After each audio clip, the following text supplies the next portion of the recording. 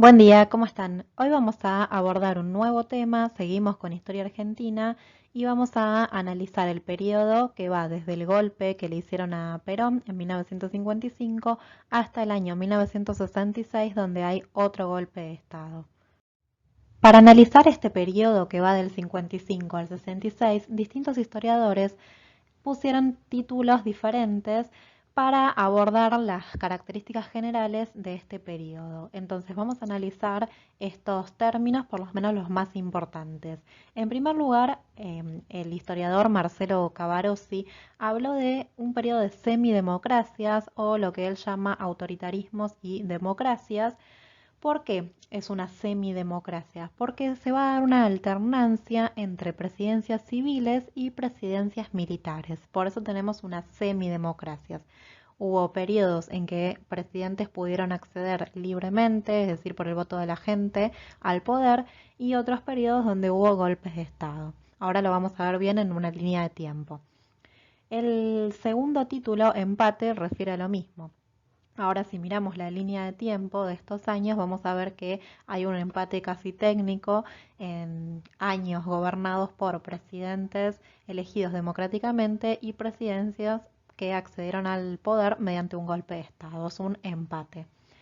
Después, en tercer lugar, se habla de un juego imposible. Este término sí requiere un poquito más de análisis porque es un juego imposible. A juego está refiriéndose al juego electoral, es decir, a poder llegar al poder de la Argentina, a la presidencia. En esa carrera, en ese juego por acceder al poder, parecía imposible poder hacerlo sin contar con el apoyo de los peronistas. Recuerden que llevamos varias clases hablando de el peronismo, cómo se había transformado en un movimiento muy amplio, con un montón de apoyos, con un montón de oposición también, pero Perón cambió la historia de los argentinos, ¿sí? Entonces parecía imposible que una vez derrocado Perón, alguien pudiera legitimarse en el poder después de tantos años de gobierno peronista y de gobierno de tipo benefactor.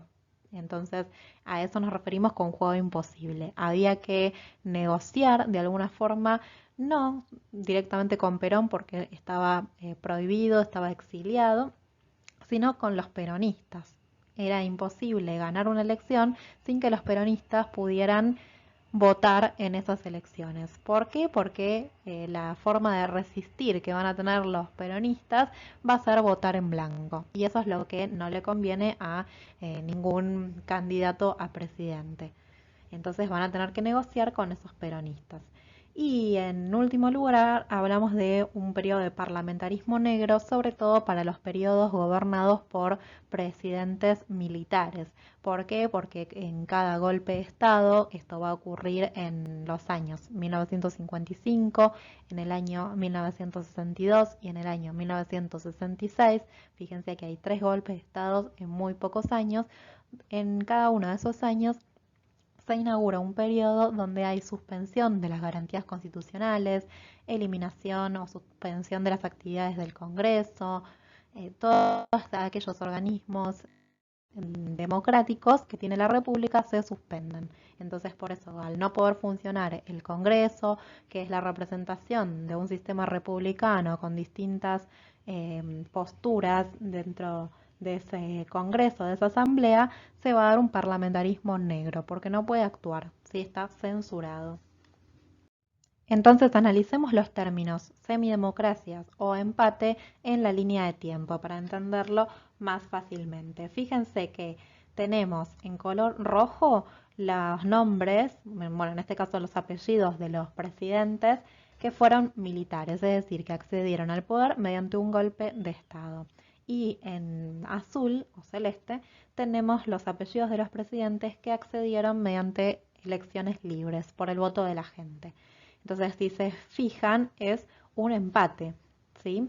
¿Por qué? Porque tenemos, en el caso, para el 55 asume Lonardi, que después es reemplazado por Aramburu, ahora vamos a ver por qué se da ese reemplazo, pero sigue en la misma línea del golpe de Estado.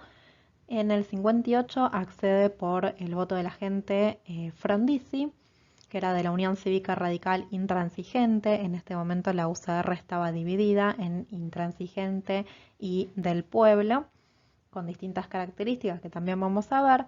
En 1962, otro golpe de Estado, asume José María Guido. En el 63 asume por el voto de la gente Ilia, y en el 66 hace el golpe de Estado el general Onganía. Entonces, como ven, si nos fijamos hasta el 66 hay un empate entre presidentes civiles y presidencias militares, o un periodo de semidemocracias. Algo para tener en cuenta con respecto a las presidencias civiles, que fueron las de Frondizi y la de Ilia, fíjense que ambos pertenecían al partido de la Unión Cívica Radical. Como dije recién, estaba dividida en ese momento en dos, en Intransigente y Unión Cívica Radical del Pueblo. Pero si se fijan, no tenemos un gobierno de otro partido y menos peronista. ¿Por qué? Se da que después de muchos años puede asumir la UCR de vuelta al poder, porque el peronismo va a estar prohibido. ¿Sí? Esos partidos peronistas van a estar prohibidos. Entonces, por eso es que el segundo en mayor cantidad de votos siempre fue la UCR. Empecemos hablando del primer golpe de Estado del periodo, que se dio en 1955 y dijimos fue el que sacó a Perón de la presidencia.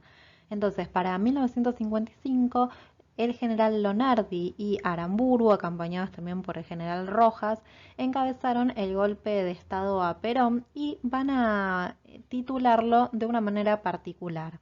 A partir de este momento, a partir del 55, se le van a dar títulos a los golpes de Estado, sobre todo para el del 55, el del 66 y el del 76. El título va a resumir un poco la idea y los objetivos de cada golpe de Estado. Entonces, para el 55 titularon a este golpe como una revolución libertadora. Entonces, frenemos 2 minutos para analizar el término. En principio están hablando de una revolución. Nosotros ya el año pasado vimos este término y lo analizamos, qué quería decir cuando analizamos, por ejemplo, la Revolución Rusa, la Revolución Mexicana. Anteriormente analizaron la Revolución de Mayo. Entonces, ¿qué quiere decir revolución? Es un cambio profundo en cada una de las estructuras de un país, en este caso. Es decir, un cambio en la política, un cambio en la economía, un cambio en la cultura, en la sociedad.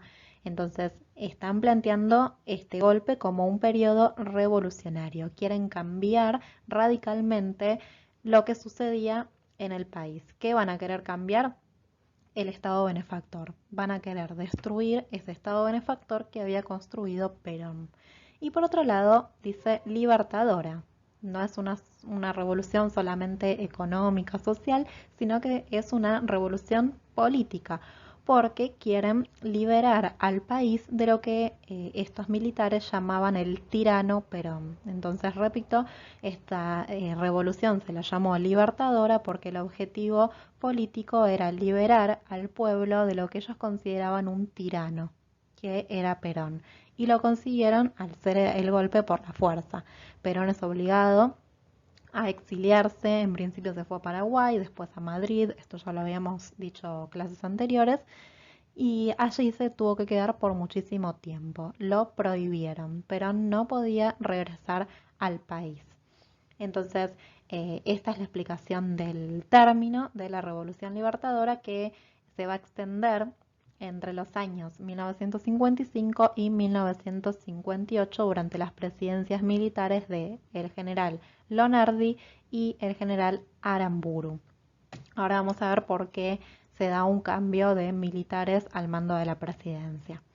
Abajo del título les planteo la pregunta, ¿es una revolución libertadora o fusiladora? ¿Por qué agrego este término de fusiladora? Porque fue el término utilizado por los peronistas, obviamente opositores a estos militares, que consideraban que no era una revolución libertadora, obviamente ellos no los tenían que liberar de ningún tirano porque para los peronistas era un líder, Perón, entonces le cambiaron irónicamente el título y la llamaban la fusiladora. ¿Por qué? Porque al ser un gobierno militar van a comenzar a tomar acciones represivas y se van a dar distintos fusilamientos a peronistas y a opositores. Bueno, después del golpe de Estado, entonces toma la presidencia Eduardo Lonardi, militar, y en uno de sus primeros discursos da una frase un poco polémica que fue: no hay vencedores ni vencidos. ¿Qué estaba planteando Lonardi con esta frase? Una postura negociadora, conciliadora con los peronistas. Recuerden que dijimos que estamos en un periodo de juego imposible, es decir, que necesitan el apoyo o aunque sea la legitimación de los peronistas para poder mantenerse en el poder de una manera tranquila, sin que haya problemas. Entonces Lonardi sabía que tenía que negociar con los peronistas. Por eso es que él dice, no hay vencedores ni vencidos. Es decir, se hizo un golpe de Estado, se tomó el poder por la fuerza. Lonardi reconoce esto, pero dice, a pesar de que nosotros tomamos el poder, los militares, esto no quiere decir que haya un vencido, no quiere decir que los peronistas fueron derrotados en una guerra y que ya no van a poder participar de la vida política. El objetivo de Lonardi, al decir entonces ni vencedores ni vencidos, es que quieren incorporar al peronismo a la vida política. Esto no le va a gustar demasiado a otros sectores del ejército que eran más antiperonistas, no querían para nada a los peronistas en el juego político. ¿Sí? O sea, la postura de Lonardi, para entenderlo fácilmente, era la siguiente: muerto el perro, se acabó la rabia. ¿Qué quiere decir esto? Muerto Perón, es decir, Perón en el exilio, no en este caso porque esté fallecido, sino muerto el problema, que significaba el liderazgo de Perón, ya estaba proscripto, estaba en Madrid, no podía volver. Para él, para Lonardi, ya con eso se acababa el problema. ¿Sí? Muerto el perro, se acabó la rabia. Para Lonardi, los peronistas, los seguidores de Perón, no significaban un problema si se negociaba adecuadamente con ellos. Pero bueno, esta postura de vencedores ni vencidos y también una postura más nacionalista que algunos decían que tenía similitudes con algunas políticas económicas de Perón, no gustaron a los sectores más conservadores del ejército, y así que Lonardi fue por este motivo desplazado por un general más duro que era Aramburu. Bueno, Aramburu tenía una postura totalmente contraria a la de Lonardi. Él no considera que hay que tener una postura conciliadora y negociadora con el peronismo, sino todo lo contrario. Y esto lo va a manifestar, sobre todo en el año 1956, a partir de un combo de medidas antiperonistas que va a tomar. Por eso es que Aramburu durante este periodo va a ser llamado y se va a popularizar el término de gorila para referirse a este antiperonismo exacerbado. Tengan en cuenta que estamos hablando de un golpe de Estado, entonces hay medidas que acá en pantalla no estamos viendo, pero que pasan en cualquier golpe de Estado, que es la suspensión de todas las garantías constitucionales, la suspensión del sistema republicano en cuanto a división de poderes, ya que sobre todo el poder legislativo queda suspendido, el Congreso no puede funcionar, las legislaturas provinciales no pueden funcionar. Muchas veces hay eh, elección de jueces por parte de los mismos militares. Entonces, todas esas medidas que son generales, acá no las estoy nombrando, sino que vamos a analizar las medidas concretas que llamamos antiperonistas. En primer lugar, Aramburu va a decretar que todos los símbolos y signos peronistas a partir de ese momento quedan prohibidos. Este fue el decreto número 4161 y establecía esto. Por ejemplo, los símbolos que vimos como el cuadro arriba de la cama de Perón y Evita, insignias, pines, estampitas, todo eso va a quedar prohibido. Nadie puede mostrar esas cosas en su casa, en la calle. Muchas casas van a quemar libros referidos a Perón y a Evita, los manuales escolares que vimos, manuales del IAPI. Todo eso va a desaparecer, van a perdurar muy poquitos porque muchos fueron quemados. Y sobre todo lo que estipula el decreto es que el partido justicialista queda proscripto. No puede presentarse a elecciones. Está prohibido que se presente un candidato del partido justicialista o que comúnmente llamamos peronista. Ahora van a leer igual un pedacito para que vean de qué se trataba. Por otro lado, Aramburu va a intervenir la CGT en el año 56 y el objetivo de esta intervención era cerrar el edificio. O sea, cuando hablamos de una intervención, los militares fueron al edificio, entraron por la fuerza, se llevaron un montón de documentación de ese edificio que consideraban relevante y van a proceder a cerrar el edificio para que no pueda funcionar durante los años siguientes. ¿Qué quiere decir? La CGT era la Confederación General del Trabajo, por lo tanto, a partir de este momento, la representación sindical queda suspendida. No va a haber sindicatos que representen a los trabajadores, por lo menos de manera formal. Lo van a tener que hacer clandestinamente. Por lo tanto, se prohíben sindicatos y se detiene y persigue a líderes sindicales. Otra medida fue, junto a la anulación de todas las garantías constitucionales, se anuló la última reforma de la Constitución Nacional. Recuerden que había sido en el año 1949 y que establecía los nuevos derechos para los trabajadores, sobre todo el derecho al aguinaldo, a las vacaciones pagas, el sistema jubilatorio y su ampliación, los seguros de invalidez, desempleo, todo eso. Esas conquistas que habían logrado los trabajadores se van a anular porque se anula esta reforma.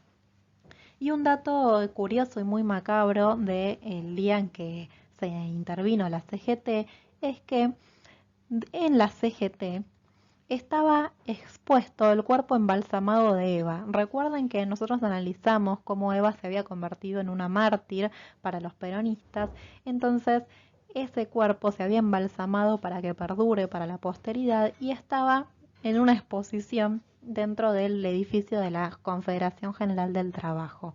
Cuando los militares entran, además de llevarse muchísima documentación, se llevan el cuerpo de Eva. Esto fue, muy macabro.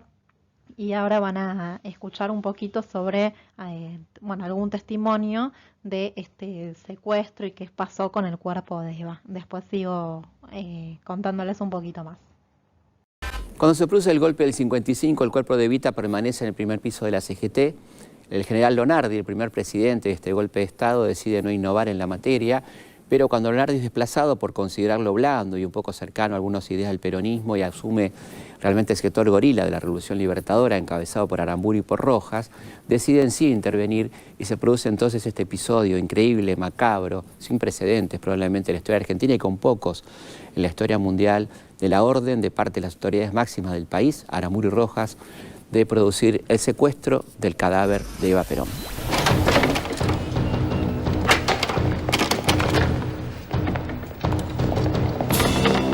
El 23 de noviembre de 1955, un grupo de militares secuestra el cadáver de Eva Perón. Los hombres, que cumplían órdenes expresas del presidente de la Nación, Pedro Eugenio Aramburu, estaban al mando del teniente coronel Carlos Eugenio Mori Koenig.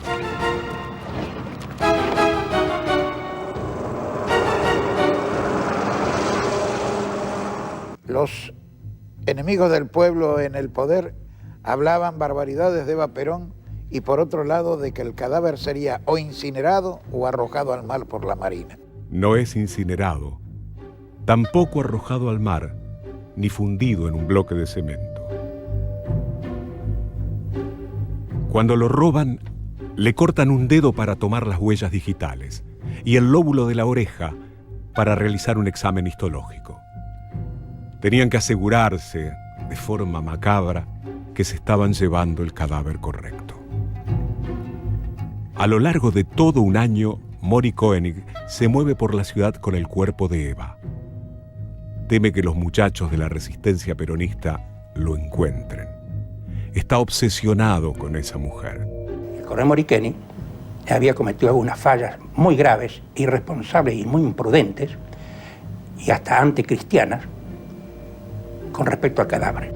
Había enloquecido, o decían que había enloquecido. Lo conocía bien desde el colegio militar.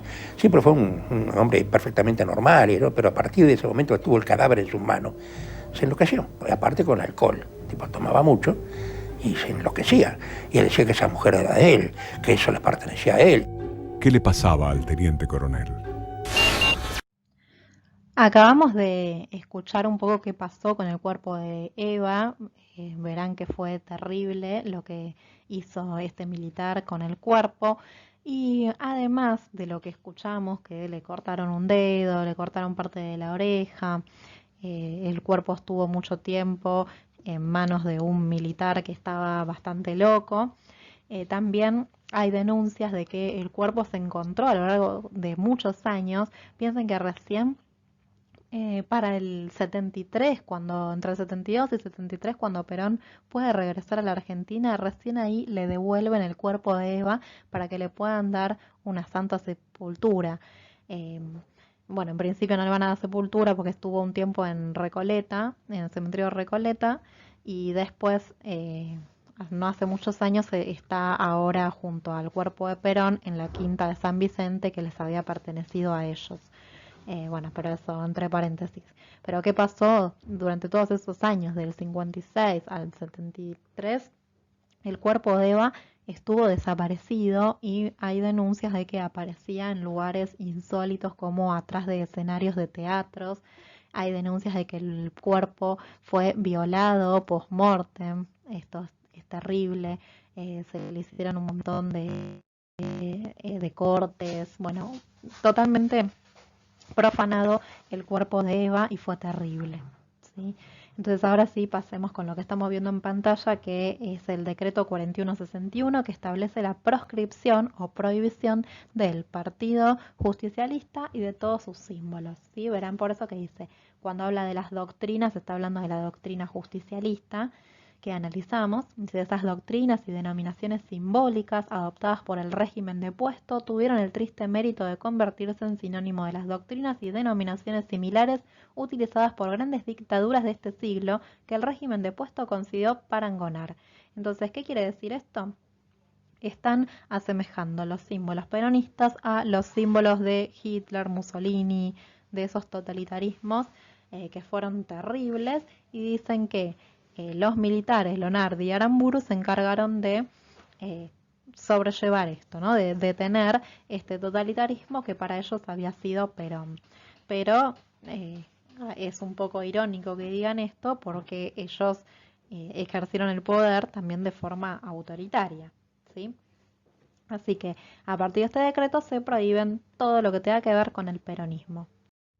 A nivel social, el periodo estuvo marcado por la conformación de una resistencia peronista al gobierno militar. Y esta resistencia se va a organizar de tres formas. Hubo una resistencia de tipo obrera, una resistencia de tipo sindical y una resistencia de tipo militar. Empecemos a caracterizar la resistencia obrera. ¿En qué se basaba? ¿Cómo resistían a esta autoridad militar? A partir de la elaboración de panfletos, propaganda, y a partir de lo que se conoció como los famosos caños, que eran la elaboración de bombas caseras, hacían además sabotajes a la producción. Por ejemplo, en una fábrica ponían alguna herramienta que corte con la cadena productiva, en esas cadenas de montajes. En un frigorífico desenchufaban las heladeras y así la carne se echaba a perder. Eran distintas formas de sabotear la producción. Por otro lado, tenemos la resistencia de tipo militar. Estos eran levantamientos de militares peronistas. Recuerden que habíamos dicho que dentro del sector militar y sobre todo dentro del ejército había distintas posturas. Unos eran totalmente antiperonistas, pero había un pequeño sector que eran leales a Perón, y este sector son los que se van a levantar con armas para atemorizar a los militares que estaban gobernando. Respecto a esta forma de resistencia militar, hubo un caso emblemático que fue el levantamiento del general Valle, peronista. Se levantó junto con sus militares subalternos y ese conflicto terminó con un fusilamiento. Lo que hace Aramburu fue enviar a un grupo militar para que termine con este conflicto y estos militares peronistas fueron fusilados en un basurero de la localidad de José León Suárez. Fueron acribillados, fusilados en ese basurero. Entonces esto ya está marcando esta política autoritaria del gobierno de Aramburu, ¿sí? Y por otro lado tenemos a la resistencia sindical, que es la forma que tienen de resistir los sindicalistas, es decir, la representación obrera. Este va a ser el sector de la resistencia más tranquilo porque la forma de resistir es negociar con el poder de turno, negociar con los militares, negociar con Frondizi, con Ilia. ¿Para qué negociar? Para intentar tener alguna reivindicación social como las que había dado Perón, y sobre todo en este periodo que la Constitución del 49 quedó suspendida y los obreros no tenían ese respaldo legal para el aguinaldo, vacaciones pagas, aumentos salariales. Entonces, a través de la negociación, los líderes sindicales van a intentar negociar, porque además la actividad, como hacer huelgas, estaba prohibida, ¿sí? Así que solamente pueden dialogar con los poderes de turno. Para 1958, Aramburu abre el juego electoral, permite que se haga una campaña para elegir al próximo presidente, retirándose los militares del poder. Y en esas elecciones se ve claramente el término que analizamos como juego imposible. Ahora sí tenemos un periodo de apertura democrática, ya no tenemos un presidente que asume por golpe de Estado, la gente tiene que decidir. Entonces acá el tema era quién iba a ganar este juego, cómo se podía ganar el juego sin contar con el apoyo de los peronistas. Los que los intentaron van a perder este juego, ¿sí? Los que intentaron ganar el juego sin los peronistas. ¿Por qué? Porque la política o la forma de actuar que van a tomar los peronistas cuando hay una elección libre va a ser votar en blanco, como otra forma de resistencia, ¿sí? Ya esto sería más una resistencia política, ya no obrera, militar, sindical, sino que en el juego político van a hacer esto, van a votar en blanco como forma de apoyo todavía a su líder. No están de acuerdo con ningún otro candidato. Entonces, Frondizi, ¿sí? Sabiendo esto, que va a ser uno de los candidatos a presidente, Frondizi, sabiendo esta situación, sabe que tiene que negociar con los peronistas. ¿Y cómo lo va a hacer? Negociando directamente con Perón. Perón estaba en el exilio, vuelvo a repetir, estaba en Madrid. Por lo tanto, Frondizi va a mandar a su secretario personal, que era Frigerio, a negociar con el secretario personal de Perón, que era John William Cook. Entonces se va a dar un encuentro totalmente secreto entre estos dos secretarios, entre Cook, el secretario de Perón, y Frigerio, el secretario de Frondizi, para acordar que los peronistas votasen a Frondizi en estas elecciones. ¿Y por qué tienen que negociar directamente con Perón y no con los peronistas? Porque Perón es el único que como líder puede decirles a sus seguidores que voten a Frondizi, ¿sí? Entonces esto es lo que se va a dar. No les quiero decir mucho más porque van a tener que hacer un pequeño trabajito sobre este acuerdo. Entonces quiero que ahora lean, primero van a escuchar un poco el contexto, ¿no? Un poquito más sobre este acuerdo y este año de elecciones, y después van a leer parte del documento secreto que en los años posteriores se conoció entre estos dos secretarios, para que lean bien a ver qué acuerdan. El objetivo principal, lo que quería Frondizi, era tener los votos de los peronistas, y gracias a eso va a ganar, o sea que lo consigue, ¿sí? Consigue los votos de los peronistas a través de este acuerdo. Pero Perón, ¿qué piensan?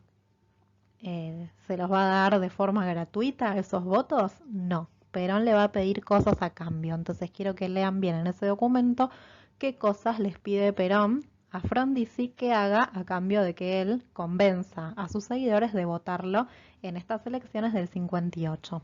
Y después que analicen a ver si realmente se cumple o no se cumple este acuerdo. pero veamos un poquito más sobre este tema. Cada urna guarda sus secretos.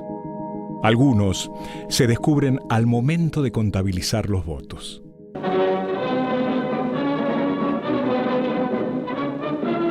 Los comicios que abren a la República el camino de su recuperación institucional hallan eco apasionado en el pueblo. Otros solo se entienden cuando se lee la elección de manera transversal o se hace foco en la entrelínea. Vota el candidato radical intransigente, doctor Arturo Frondizi. Llega a la presidencia con 49 años. Parece mayor. Tal vez por su figura de parlamentario británico o por su pasado de peleas políticas dentro del radicalismo. Sus filas son las de la UCRI, Unión Cívica Radical Intransigente, una de las facciones en las que se divide la Unión Cívica Radical en los años 50. El doctor Alfredo Palacio sigue las alternativas del acto comicial. Cumplidos sus deberes cívicos, el doctor Ricardo Balbín en el Comité Nacional de su agrupación. El rival de Frondizi es Ricardo Balbín, de la Unión Cívica Radical del Pueblo. Y la piedra de la discordia entre los dos ex correligionarios, Juan Domingo Perón. Frente a la inminencia de nuevos comicios, Balbín rechaza cualquier tipo de vínculo con el expresidente.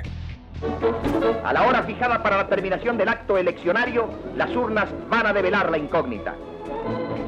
Frondizi, en cambio, es un hombre pragmático. Sabe que el caudal del voto peronista es decisivo en una elección. De un lado, Frondizi, en Buenos Aires. Del otro, el líder cuyo nombre no se puede decir, que se encuentra en Caracas y luego en Santo Domingo. En el medio, los encargados de llegar a un acuerdo. Rogelio Frigerio, el hombre de confianza de Frondizi, y John Cook, el delegado personal de Perón.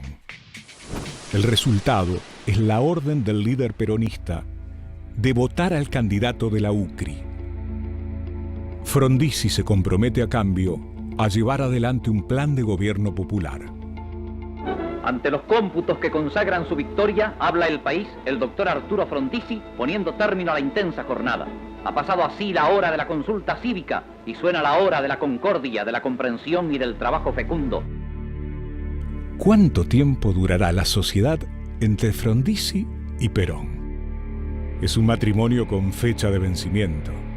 Ratificamos nuestro compromiso solemne de gobernar con todos y para todos los argentinos, con la colaboración de cuantos quieran acompañarnos y con la sola exigencia de su honestidad y de su capacidad. Perón cumple con su parte del pacto y gracias a los votos peronistas, Frondizi gana las elecciones contra el candidato de la Libertadora, Ricardo Balbín, por una diferencia muy importante de votos. Ahora faltaba que Frondizi cumpla con su parte, parece hacerlo. Hay una amnistía para los presos peronistas, una ley de asociaciones profesionales, envía al Parlamento algunos importantes proyectos sobre aumentos salariales y control de precios. Esto parece ser el inicio de un camino que tenía que ver con aquel pacto con Frondizi y Perón. Vamos a ver que esto no se va a mantener durante todos estos años de gobierno, ahí van a empezar verdaderamente los conflictos. En pantalla están viendo parte del documento que yo les nombraba, es el acuerdo secreto, que verán que lo firma Perón, Frondizi, Cook y Frigerio. Son todas las disposiciones que se hacían para este acuerdo preelectoral, cosas que Perón tiene que cumplir, que va a ser convencer a los peronistas de que voten a Frondizi, y cosas que Frondizi tiene que prometerle a Perón, ¿sí? Que va a hacer cuando llegue a la presidencia. Entonces, esto analícenlo muy bien, léanlo detenidamente, así después pueden hacer el trabajo. Después de leer detenidamente este documento y de leer la bibliografía que les estoy dejando hoy, sobre todo el periodo del 55 al 66, quiero entonces que hagan como un cuadro comparativo, ¿no? Poniendo qué cosas Frondizi cumple, o sea, volvamos. Primero sabemos que Perón cumple con el acuerdo porque Frondizi, luego del día de elecciones, claramente obtuvo la mayoría de los votos y ganó la presidencia. Entonces sabemos que Perón cumplió, ¿sí? Perón convenció a sus seguidores de que voten a Frondizi y votaron a Frondizi. Ahora, entonces concentrémonos en Frondizi. ¿Cumplió o no cumplió con lo que establecía el acuerdo? ¿Sí? Bueno, ya les digo que hay partes de ese acuerdo que Frondizi cumple, pero hay otras que no cumple como a Perón le hubiera gustado. Entonces lo que quiero que hagan es este cuadro comparativo para terminar de entender el tema, poniendo qué políticas, ¿sí?, qué hechos hicieron que Frondizi cumpla el acuerdo y qué políticas iban un poco al contrario de lo que le había pedido Perón. ¿Sí? Tengan en cuenta la sociedad, la economía. Yo ahora voy a hablar a nivel muy general de la presidencia de Frondizi, pero me interesa que ustedes lean detenidamente estos aspectos, ¿sí? Entonces, si bien voy a dejar que ustedes lean detenidamente características y políticas económicas, sociales de la presidencia de Frondizi, les voy a decir dos que fueron las más importantes. En primer lugar, su plan económico. Fue un plan innovador para el momento, que él lo llamó el plan desarrollista, y era un plan económico que respetaba el libre mercado y fomentaba el desarrollo industrial impulsada por capitales extranjeros. Esto va a ser fundamental. Ya no sigue la línea de la nacionalización y estatización de empresas que había hecho Perón, sino que va a permitir el desarrollo industrial, pero con capital, con dinero extranjero, ¿sí? A su vez, Frondizi va a negociar con YPF para disminuir la importación de petróleo. Esta fue la otra característica principal del desarrollismo, el desarrollo del petróleo a través de YPF. Entonces, con este desarrollo de todo lo que es la industria petrolera, se va a expandir a su vez la industria automotriz y aumentaron las inversiones externas en las distintas empresas. Esta situación económica que aparentemente venía bien, era un buen proyecto económico, se vio detenido un poco en el año 1959 porque hubo un periodo de inflación y Frondizi tuvo que recurrir a un préstamo del FMI. Álvaro Alzogaray va a asumir como ministro de Economía y se tomaron distintas medidas liberales para salir de la crisis, como por ejemplo una devaluación de la moneda, el congelamiento de salarios, la supresión del control estatal en las negociaciones colectivas, y estas medidas tuvieron como consecuencia un ciclo de huelgas, ¿sí?, protestas obreras, a las cuales el gobierno respondió con un plan de control social, que es el que estamos viendo en pantalla, que es el plan CONINTES. Es una sigla que quiere decir Conmoción Interna del Estado, y que implicaba la militarización de las zonas fabriles y otorgaba facultades al ejército para reprimir las protestas, ¿sí? O sea que se ponía un control militar sobre las zonas de las fábricas para impedir sobre todo las huelgas.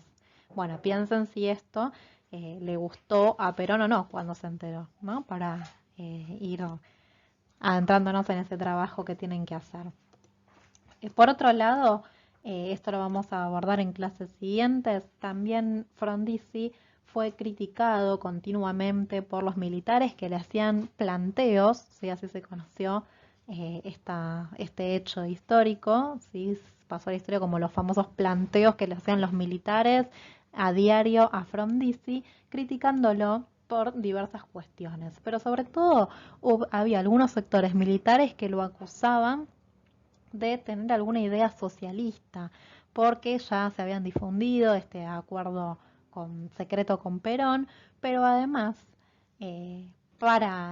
después de en 1961, Frondizi se encuentra con el Che Guevara acá en Argentina, el cual también fue un encuentro secreto. Y esto no le gustó nada a los militares. No sabían por qué se habían encontrado, pensaban que Frondizi quería expandir las ideas revolucionarias que venían desde Cuba acá en la Argentina, cosa que no era así, suponemos que no era así.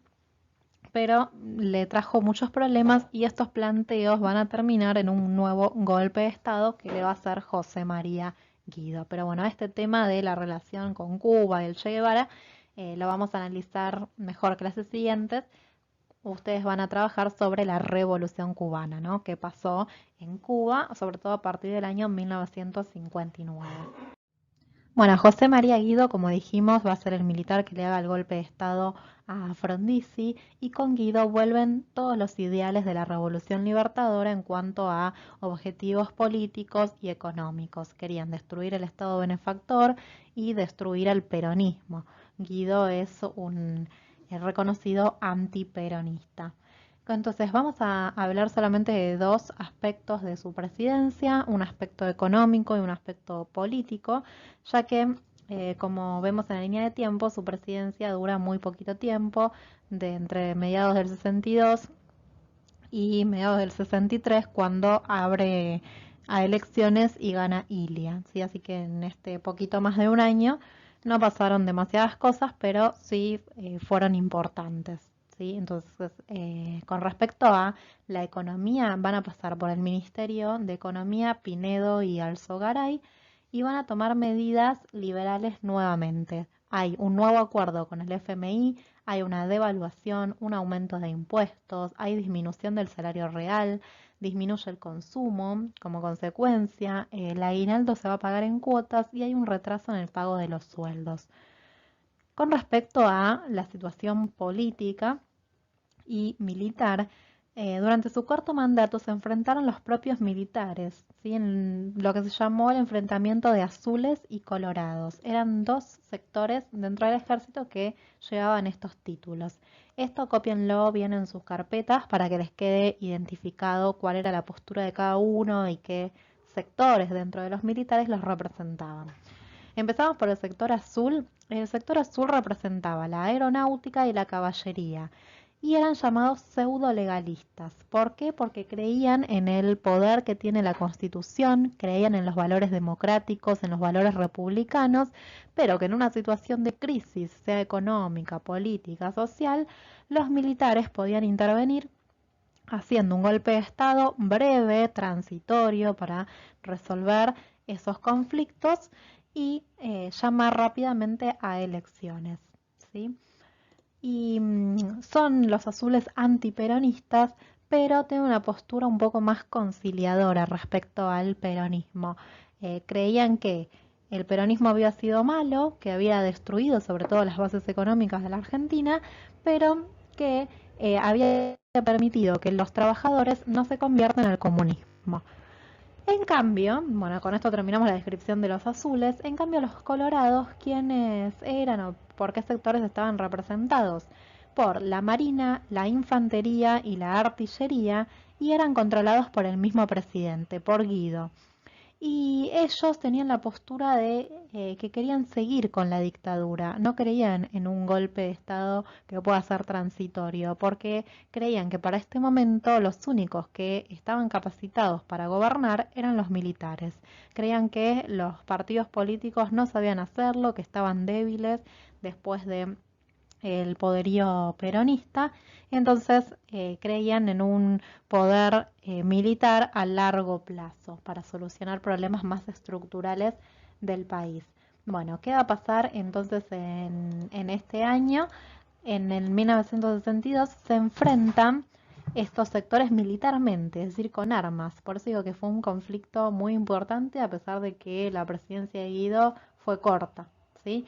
Se enfrentan militarmente estos dos bandos y gana el sector azul. El sector azul estaba comandado por Onganía, que era un militar que había ascendido su carrera, ¿sí?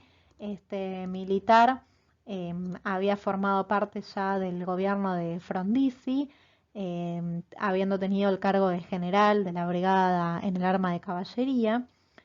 Y ahora, por haber ganado el enfrentamiento entre azules y colorados, va a quedar como comandante del ejército. Y se cree que quien estaba gobernando efectivamente era Onganía más allá de que Guido fuera el presidente. Quedó Guido muy debilitado después de este conflicto y es también lo que hace que él tenga que llamar rápidamente a elecciones, ¿sí?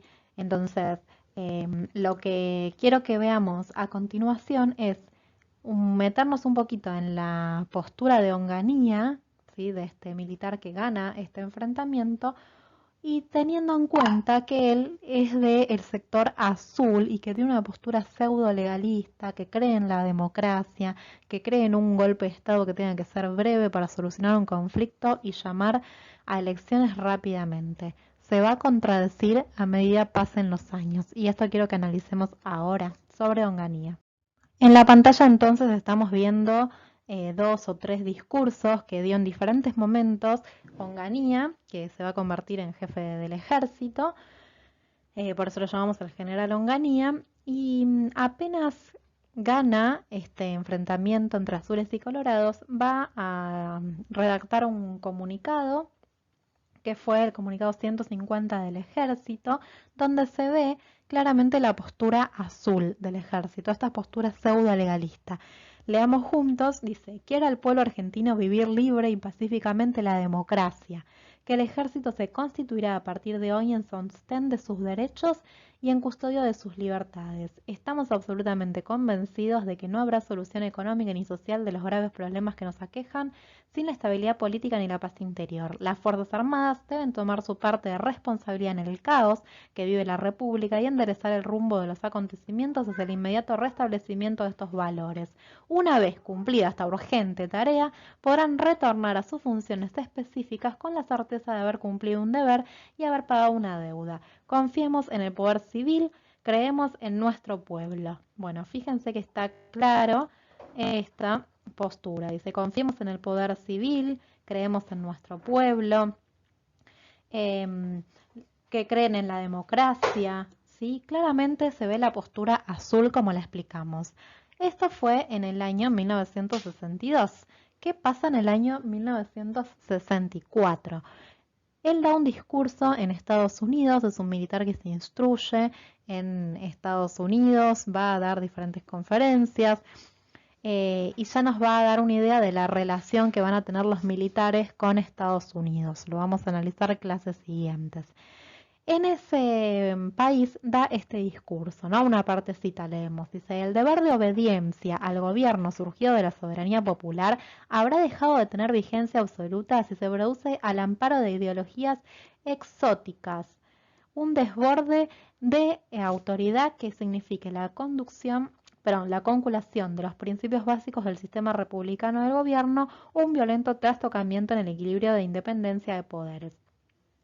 En emergencias de esta índole, las instituciones armadas al servicio de la Constitución no podrán ciertamente mantenerse impasibles, socolor de una ciega sumisión al poder establecido, que las convertirían en instrumentos de una autoridad no legítima. Bueno, es un poco enroscado lo que está diciendo, pero ¿qué nos quiere decir a nivel práctico? Ya empieza a cambiar su postura. Dice que, si bien creen en un poder democrático, cuando hay una situación de crisis extrema y sobre todo cuando surgen ideologías exóticas que no son ni más ni menos como lo que ellos pensaban que eran ideologías como el socialismo, el comunismo y obviamente ideologías como el peronismo, en esas situaciones creían que la Argentina estaba en peligro y entonces las instituciones armadas, los militares, tenían que intervenir. No pueden quedar impasibles, no pueden cruzarse de brazos y se tienen que intervenir. Entonces acá ya estamos viendo una situación un poco distinta a la postura pseudo legalista, porque ya en este discurso no nos dice que tiene que ser algo rápido, sino que si esas ideologías se mantienen en el tiempo, los militares también se van a mantener en el tiempo para frenar esas ideologías exóticas, ¿sí? Y ya en 1966, nos adelantamos un pasito, pero en el 66 es el mismo Onganía el que hace un golpe de Estado en la Argentina, ¿sí? Va a sacar al último presidente que nos queda por analizar del periodo, que es Arturo Illia, lo va a sacar del poder y va a gobernar por bastantes años, ¿sí? Onganía la Argentina. Entonces, el primer discurso que da dice lo siguiente, ya finalizando el primer año de su mandato militar, dice: la revolución ha cumplido los primeros 6 meses de un proceso que será largo, que pondrá a prueba a hombres e instituciones y exigirá templanza y fortaleza, valor y persistencia para llegar a buen puerto. Esta revolución no tiene plazos, sino que tiene objetivos que cumplirá en el tiempo. Bueno, acá terminamos de ver que la postura pseudo-legalista se cayó en Onganía, no la está respetando, porque está hablando de que no hay plazos, hay objetivos. No va a gobernar por un tiempo corto. Los objetivos son amplios y por lo tanto los años en que va a gobernar también van a ser amplios, ¿sí? Vemos un cambio total de su postura. Y el gobierno de Onganía lo vamos a analizar ya clases siguientes porque excede el periodo que estamos viendo hoy. Bueno, en 1963 va a haber elecciones libres, dijimos a consecuencia de la debilidad un poco que sufrió el gobierno de Guido. Para estas elecciones el peronismo vuelve a estar proscripto, vuelve a estar prohibido, por lo tanto es que vamos a ver triunfar a un miembro de la UCR. Ahora, uno de los líderes políticos más importantes del momento era Ricardo Balbín. Balbín era del partido de la UCR y era un contrincante muy importante y siempre lo fue, donde se llamaban enemigos políticos con Perón, ¿sí? Siempre fueron dos personalidades muy fuertes en la política. ¿Y qué pasó? Balbín no se presentó en estas elecciones porque pensó que iba a ganar el peronismo. A último momento se decidió proscribir el partido peronista porque como había ganado el sector azul del ejército, que eran pseudo-legalistas, pensaban que el partido peronista iba a estar habilitado, cosa que no fue así, se terminó proscribiendo y eso permitió que en 1963 triunfe en las elecciones Arturo Illia. Del radicalismo del pueblo, tenía una postura más nacionalista que lo que era el partido de Frondizi, que era el radicalismo intransigente. Y la particularidad del gobierno de Illia es que es el primer presidente que tuvo la Argentina que no tiene una profesión de abogado, político, ¿sí? Sino que era médico. Entonces, ya esa característica de Illia va a hacer que muchos de los argentinos, si le preguntan quizás a sus abuelos, les digan que fue uno de los mejores presidentes que tuvo la Argentina. No sabemos, bueno, obviamente ya lo repetimos varias veces, la historia no se divide en buenos y malos, analizamos objetivamente, pero a muchos les gustaba la forma de gobernar que tenía Illia, una persona sencilla, y que tomó algunas medidas que fueron muy importantes para el país, a pesar de que no pudo terminar su mandato porque le hicieron un golpe de Estado. Pero algunas de las medidas, esto también lo voy a decir muy ampliamente para no extendernos demasiado y ustedes lo van a leer en la bibliografía más en detalle, pero dio una ley de medicamentos que permitió que bajen los precios y así, sobre todo los ancianos, pudieran acceder a todos los medicamentos que necesitan, ¿sí? De control de precios. Lo mismo con los precios de consumo de los supermercados, consumo diario también, hubo un control de precios máximos. Se estableció una ley muy importante, que va a ser la de ley del salario mínimo vital y móvil. Hubo una mejora educativa, continuó con la política de Perón, sobre todo en el ámbito universitario, se ampliaron un montón los cupos y un montón los egresados de esas universidades públicas. Hubo inversión en nuevas instituciones, ¿sí? En la construcción de nuevas instituciones y sobre todo lanzó un plan de alfabetización para lograr disminuir el porcentaje de población argentina que no sabía leer y escribir para ese momento y fue muy exitoso, así que en política educativa se lo recuerda mucho a Illia por el buen accionar. A pesar de estas políticas económicas y sociales que parecían ser muy buenas para el país, la debilidad que tenía Illia era que tenía muchos opositores, ¿sí? Entonces vamos a analizar qué opositores tenía Ilia, que va a ser un poco lo que haga un combo explosivo que permita que en el 66 Onganía le haga un golpe de Estado. Sí, tenía bastantes opositores. En primer lugar, la prensa estaba en contra a Ilia, no se sabe bien por qué, pero lo ridiculizaban todo el tiempo, por eso es que acá tenemos el dibujito de una tortuga, porque empezaron a ridiculizarlo en los diarios, revistas de humor, como si fuera una tortuga por su lento accionar, ¿sí? También dice que hubo en un momento durante su presidencia, algunos iban a lanzar tortugas a la Casa Rosada en forma de protesta o ridiculización del presidente, ¿sí? Entonces era identificado con esta figura, ¿no? La de la tortuga, Ilia la tortuga. Por otro lado, los empresarios, sobre todo de las industrias farmacéuticas y químicas, también van a estar en contra de Ilia por la ley de medicamentos que nombramos antes, ¿sí?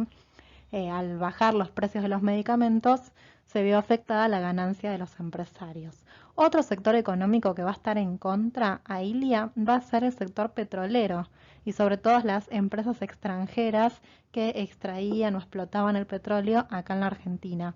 ¿Por qué? Porque Ilia va a cancelar los contratos petroleros que había establecido Frondizi con el capital extranjero. ¿Sí? Entonces, por ese motivo y con un intento de Ilia, de buena fe, de intentar de vuelta nacionalizar ese recurso tan importante que tiene nuestro país, que es el petróleo a través de YPF, va a traerle conflicto con los empresarios extranjeros. Obviamente los militares también van a estar en contra por estas medidas nacionalistas que está tomando y lo asemejan con Perón, y eso no les gusta, así que los militares van a estar desde el comienzo preparando un golpe de Estado, ¿sí?